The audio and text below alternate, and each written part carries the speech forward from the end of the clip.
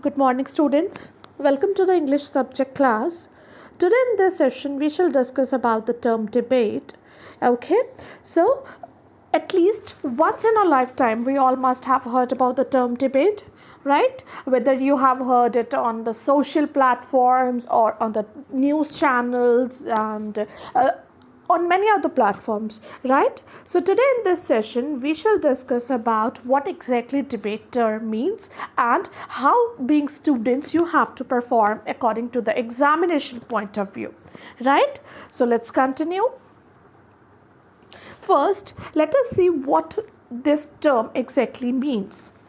A debate is a speech contest between two speakers or two groups of speakers on a given topic or problem, which is called a proposition or motion. देखो, अब ये हमने सुना होगा कि देखो debate जो होता है वो एक स्पीच कॉन्टेस्ट होता है दो स्पीकर्स के बीच में, या फिर दो ग्रुप्स, दो टीम्स डिवाइडेड होती हैं, उन दोनों को एक टॉपिक दिया जाता है. ठीक है, उस टॉपिक के ऊपर या तो आपको उसके फेवर में बात करनी होती है या फिर उनके अगेंस्ट बात करनी होती है, जिसको हम प्रपोजिशन या फिर मोशन बोलते हैं, right? Speakers must either support or reject the given motion, giving valid reasons for arguments such that the problem stands resolved. अब देखो, as I have mentioned earlier, speakers जो होते हैं, चाहे वो कोई भी टीम है, ठीक है, या तो उनको टॉपिक के फेवर में बात करनी होती है, टॉपिक को सपोर्ट करना होता है, या फिर उसके अगेंस्ट बात करनी होती है, उसके रिजेक्शन पॉइंट ऑफ व्यूज़ में बात करनी होती है. But always remember, you have to give the arguments with the valid points or with the valid reasons. Okay, ताकि जो प्रॉब्लम है जिसके ऊपर आर्ग्यूमेंट चल रहा है दो टीम्स के बीच में या फिर दो स्पीकर्स के बीच में, वो प्रॉपरली रिजॉल्व हो पाए, right? Sometimes speakers are given a position to defend and sometimes they have the freedom to choose their position. देखो, अब कई बार तो क्या होता है, it absolutely depends on the occasion. कई बार तो क्या होता है, जो स्पीकर्स होते हैं दे आर एब्सोल्युटली फ्री अपनी टीम को चूज़ करने के लिए कि वो इस टॉपिक के फेवर में बात करेंगे या फिर इसके अगेंस्ट बात करेंगे, राइट? बट समटाइम्स ऐसा होता है दैट उनको पोजीशंस दी जाती हैं डिफेंड करने के लिए कि आप इसके फेवर में बात करोगे या फिर आप इसके अगेंस्ट में बात करोगे. So it completely depends on the situation कि आपको खुद को चांस दिया जा रहा है साइड चूज़ करने के लिए या फिर आपको कम्प्लीटली पोजीशन दी जा रही है डिफेंड करने के लिए कि आप इस साइड पे बात करोगे, right? So I hope we are clear with the meaning of debate. Now, let's see how to write an effective debate. Okay, it is very important when we students look according to the examination point of view, that how you have to write an effective debate speech. Okay, so first is brainstorm and research the topic. Now, when I'm using the term brainstorm and research the topic, what exactly I mean is, before you write your speech, always brainstorm and research the topic. हमेशा अपने topic को लिखने से पहले या फिर हमेशा अपने टॉपिक को बोलने से पहले उसको प्रॉपरली ब्रेनस्टॉर्म करें, उसके ऊपर प्रॉपरली रिसर्च करें कि ये टॉपिक क्या है, सोसाइटी में या ग्लोब में इसका क्या ट्रेंड चल रहा है. Always it is always a better idea to brainstorm and research for the topic. Then you can discuss it with your friends, teachers, family and fellow debaters also. It is always a good idea to have a discussion, a healthy discussion on it with your friends, with the teachers, with your family or with anybody, so that you can, if any of the point is missing from your mind or it is missing from your ideas, so that वो discussion के साथ वो point add on हो जाए, right? It is a good idea to list both the for and against points so that you know what your opponents are likely to say and how well you can argue and defend your position. देखो, ये मैं हमेशा अपने class में ये बात समझाती हूँ आप लोगों को, ये हमेशा that it is always the best idea to list the both sections, to list the both points, कि आप उसको फाइनल अटेम्प्ट देने से पहले जब भी आपको टॉपिक आता है आप हमेशा उसको दोनों साइड्स उसके लिखो पॉइंट्स के में, राइट? कि उसके की नोट्स बना लो आप, फॉर में भी अगेंस्ट में भी, ताकि आपको कई बार क्या होता है कि when you are writing or when you are about to write a debate speech, तो क्या होता है कि sometimes हमें दोनों sides के points इतने better knowledge में होते हैं कि it is absolutely difficult to decide कि हम कौन सा option लेके चलें, ठीक है. So it is always a better idea in that case कि आप दोनों के key notes बना लो sides के, okay. Then आप measure कर पाओगे properly उनको कि हेल्दी पॉइंट्स किसके बन रहे हैं या ज़्यादा वैलिड रीज़न वाले पॉइंट्स किस साइड के बन रहे हैं. After that you can continue with that section only, right. So we are clear with it, okay. So next is plan and organize. So create a basic outline of your debate speech by choosing 4 or 5 strongest points from the list according to the position you have to defend.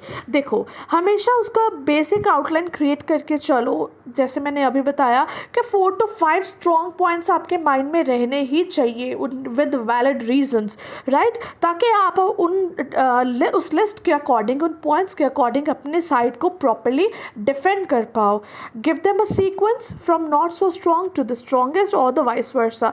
जैसे मैंने पहले भी अपनी video में बताया था कि हमेशा उसको वाइस वर्सा सीक्वेंस देके चलो कि पहले शुरू करो नॉट सो स्ट्रॉन्ग, फिर थोड़ा सा मीडियम पे आ जाओ, एवरेज पे आ जाओ, फिर वेरी स्ट्रॉन्ग पॉइंट्स. लास्ट में मैं हमेशा स्ट्रॉन्गेस्ट पॉइंट्स को क्यों रिकमेंड करती हूँ, because it will helps you to create a good conclusion for this, okay. So next is write the final draft. Use your outline to create your first draft by developing and supporting your major ideas with facts, statistics, reasons, references and examples. देखो ये हमेशा better idea रहता है कि आप major ideas use करो. चाहे आप फैक्ट्स यूज़ कर सकते हो, ठीक है, या फिर आप स्टैटिस्टिक्स यूज़ कर सकते हो कि इतना परसेंट ये चल रहा है, राइट, या इससे इस ईयर में इतना परसेंट अमाउंट ये चीज़ हुई थी, राइट. या फिर आप रीजंस दे सकते हो, रेफरेंसेस दे सकते हो. एग्जाम्पल्स दोगे तो it will always help you to score good marks in your final exam, right. You may also include counter arguments to refute your opponent's argument, okay. It will always help to give it a suitable presentation, I must say. Next is prepare the final draft. So when I'm talking about the final draft, you always need to review your first draft, then see if you have left any of the important key idea or have included any trivial idea or detail. देखो ये हमेशा better idea रहता है कि आप final draft को represent करने से पहले उसका जो आपने roughly एक notes बनाए थे उसको आप एक बार go through हो जाओ. क्यों? ताकि आपके माइंड में आ जाएगा, आप एक बार नोटिस में आ जाएगा कि आपने कोई इंपॉर्टेंट की आइडिया कोई मिस तो नहीं कर दिया है, या फिर आपने कोई ट्रिवियल आइडिया या फिर कुछ रेपिटेशन तो नहीं आ रहा है उसमें, है ना. So it is always a big necessity to go through it once. Then check for the accuracy of the facts, figures, quotations and references you have included. Okay, देखो accuracy check करना it is always a good idea ताकि आपको पता चल जाता है कि आपने facts, figures, quotations क्या represent किए हैं, ताकि आप उसका एक बहुत छोटा सा summary जो है वो आप conclusion में add on कर पाओ. Okay, after that always look for and remove errors in vocabulary, grammar and punctuation also, otherwise it will give a bad impression. Add appropriate expressions or devices of transition so that your debate speech becomes easy to follow for you and for the audience as well, okay. So next is delivering the debate speech. Now see, if necessary, memorize your speech and practice and rehearse again and again and again until you are confident, okay. Record your attempts to see how effective and authentic you sound. It shouldn't happen like when you're going to the stage for the final debate speech, your voice is shivering. Okay, so it is always a better idea to record your attempts so that you can get to know how effective you are delivering your speech or debate. Okay, you may like to add an emphasis or pause here and there. तो जब आप वो recording सुनते हो तो आपको पता चल जाता है कि मैंने यहाँ पे पॉजेस देने थे या यहाँ पे मैंने एम्फसाइज देना था, तो वो चीज़ नहीं हो पाया है ना, इसलिए. Seek feedback from teachers, family, or friends on how effective you are and what improvements you can further introduce. It is always a suitable idea to do this. Okay, so this was the delivering the debate speech, right? Next is dos and don'ts of debates. देखो, अब हम कोई भी topic करते हैं, when we are talking about the language, if we are attempting any of the topic, it is always a good idea to go through the dos and don'ts of the topic. Okay, so चलो अभी हम यहाँ पे बात करते हैं dos of the debate की. Okay, so first is make sure you double check for grammatical accuracy and spellings, they carry marks. देखो, ये मैंने अपनी क्लास में हमेशा आपको पहले भी बताया है कि स्पेलिंग्स जो हैं या फिर जो ग्रामेटिकल एक्यूरेसी है उसको हमेशा चेक करें, बिकॉज लैंग्वेज में it matters a lot. Okay, next is leave adequate number of lines between paragraphs to make it look clean. So it is always a better idea कि आप adequate lines को छोड़ के चले, चाहे वो कोई भी टॉपिक है, चाहे वो स्पीच है, डिबेट है, लेटर्स है, adequate lines आपको छोड़नी ही पड़ती हैं to give it a better presentation or to make it look clean, right? Next is underlining the main points is very important, but it is advised to do it after finishing your exam. Use a pencil and scale for underlining. देखो, जो main points होते हैं ना, major की ideas होते हैं, उसको हमेशा पेंसिल के साथ अंडरलाइन करो. अब ऐसा भी नहीं होना चाहिए कि आप बोलो कि मैम मेरा तो हर एक पॉइंट, हर एक लाइन में एक मेजर आइडिया आ रहा है तो मैं हर सारे को अंडरलाइन कर देती हूँ, नो, या देता हूँ. No, this is not a good idea. जो आपके मेजर इम्पॉर्टेंट की आइडियाज़ हैं, की नोट्स हैं, सिर्फ उन्हीं को आप अंडरलाइन करो so that the examiner can get to know that where is the major detail. Okay, so उसको आप अंडरलाइन करो, बट हमेशा एग्ज़ाम फिनिश होने के बाद, अदरवाइज़ आपका लैंग्वेज का एग्ज़ाम होता है. I know it is very lengthy to attempt. Okay, so it is always a better idea to do it in the last और to after finishing your exam. Always use scale and pencil for the underlining, otherwise ये बहुत messy लगता है, right? Next is always have a few general quotes in handy. देखो, as I have mentioned earlier in the classes as well, it is always a better idea to go through the newspapers occasionally, or to go through the magazines, go for the books, है ना, novels पढ़ो, stories पढ़ो. देखो, उससे काफ़ी ज़्यादा advantages होते हैं. देखो, एक तो आपकी वोकैबुलरी इम्प्रूव होती है, आपके डिक्शनरी में न्यू वर्ड्स ऐड ऑन होते हैं, आपको न्यू आइडियाज़ देखने को मिलते हैं, लर्न करने को मिलते हैं, या फिर आपको you get to know what exactly is happening in the society and how you can rephrase it in your guidelines, in your writings if needed. Okay, they always help in presentation and shows that you have prepared in a good way. Next, read a lot of debates to get an idea. It is always a good idea to go through a lot of debates, to go through a lot of magazines, news channels, whatever it is, go through it again and again and again so that you can have bundle of ideas. Okay? And the last is have information about all the major environmental, political, social issues that have taken place during the entire year. Right? So next is don'ts of debate. ये क्यों ज़रूरी है करना, otherwise अगर आप इन सब चीज़ों का ध्यान नहीं रखोगे आपको नेगेटिव मार्किंग का रिस्क रह सकता है. So let's see what are the don'ts of the debate. Never mention any of your personal details, for example, name, school name or address. It is always a better idea to not mention your personal details. देखो, जब भी आप statement पढ़ते हो उस पर हमेशा दिया होता है, for example you are Rakesh Kumar from this and this place and today you have to discuss about this. So rather than mentioning your personal details, always focus on the statement. देखो, क्या होता है, जैसे maths में अगर आप statement properly नहीं read करते, आपके फॉर्मूलाज गलत हो सकते हैं, आपके आंसर्स गलत हो सकते हैं, right? So in the same way if you are not reading the statement carefully in the language, it can make you risk for the negative marking. Okay, Next is never write in one go. Make sure you follow the right format and make paragraphs. ऐसा नहीं है कि एक point से शुरू किया और लिखते लिखते लिखते सेम ही एक ही पैराग्राफ चल रहा है और एंड आपने वहीं पे कर दिया. There is a particular format to attempt the debate. आप उसको प्रॉपर पहले इंट्रोडक्शन, फॉर्मल इंट्रोडक्शन देते हो, then you represent your self with a particular topic, then you defend your position that if you are talking for the motion और against the motion. जैसे मैंने पहले भी अपनी क्लास में बताया था आपको कि इट कैरीज मार्क्स. आपको लिखना पड़ता है ऊपर as an heading for the motion या फिर अगेंस्ट द मोशन, ताकि एग्जामिनर को गो थ्रू होने से पहले ही पता चल जाए which side you are going to defend on. Right. Next, don't use slangs or short forms. As I have also mentioned earlier, never to use short forms or slangs in the language. Right? Don't write wrong facts. देखो जैसे मैंने आपको पहले बताया था कि आप statistics use कर सकते हो, रेफरेंसेस यूज़ कर सकते हो, एग्जाम्पल्स यूज़ कर सकते हो या फैक्ट्स यूज़ कर सकते हो, but always remember one thing, don't use wrong facts. ठीक है.